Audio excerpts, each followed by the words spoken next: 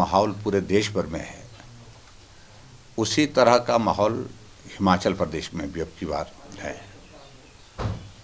और मैं इस बात को कह सकता हूं कि 2014 में मोदी जी जब पहली बार देश के सामने प्रधानमंत्री के कैंडिडेट के नाते आए थे और उस वक्त एक बहुत बड़ा उत्साह था और वो उत्साह उनने कायम रखा, काम करते हुए, रात दिन मेहनत करते हुए। 2019 में हम उससे भी आगे गए, यानी कि 303 सीटों पर भारतीय जनता पार्टी 2019 के चुनाव में जीती।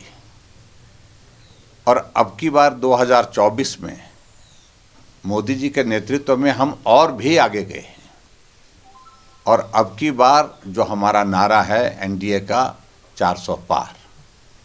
और आपने इस बात को भी देखा होगा कि जो सर्वेक्षण हमारे अलग अलग एजेंसीज के माध्यम से आए, प्रेस्टिजियस एजेंसीज हैं सारी, उसमें एक बात बड़ी साफ आ रही है कि आएंगे तो मोदी ही, सरकार बनेगी तो भाजपा एनडीए गठबंधन की सरकार बनेगी।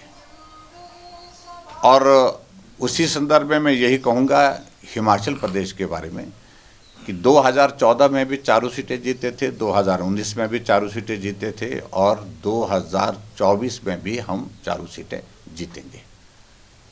अभी मैं पिछले कल से कांगड़ा चंबा लोकसभा क्षेत्र के प्रवास पर हूँ। भारतीय जनता पार्टी के हमारे प्रत्याशी डॉक्टर राजीव भारद्वाज जी हमारे साथ में हैं। यहाँ डिप्टी स्पीकर रहे आपके इस क्षेत्र के विधायक हंसराज जी भी साथ हैं। पार्टी के सब हमारे नेता हमारे साथ में। तो यहाँ पर भी मैं देख रहा हूँ कि बहुत बड़ा उत्साह है। उत्साह के साथ साथ में मुकाबले में सामने है ही कोई नहीं। भारतीय जनता पार्टी ने 4 सीटों पर लोकसभा के लिए अपने प्रत्याशी घोषित कर लिए और प्रत्याशी घोषित होने के बाद हमारे प्रत्याशियों ने पूरे लोकसभा क्षेत्र का एक राउंड पूरा कंप्लीट कर लिया है। लेकिन अभी कांग्रेस पार्टी की स्थिति यह है कि कांग्रेस पार्टी की ओर से 4 में से 2 जगह उनने कैंडिडेट डिक्लेयर किए हैं, 2 जगह भी करने बाकी हैं। और हालात ये हैं कि जिन लोगों के बारे में जिनका नाम चलता है, चर्चा होती है, वो लिख करके दे रहे हैं कांग्रेस पार्टी के अध्यक्ष को कि हमको चुनाव नहीं लड़ना है, कृपा करके हमारे नाम पर लोकसभा के लिए विचार ना किया जाए। तो इसका अभिप्राय क्या होता है? सीधा सा इसका मतलब यही है कि भारतीय जनता पार्टी का बहुत बड़ा एक वातावरण पूरे देश भर में बना है, पूरे हिमाचल प्रदेश में बना है। और अब की बार में भारतीय जनता पार्टी 4 सीटों पर बहुत बड़े बहुमत के साथ जीतेगी।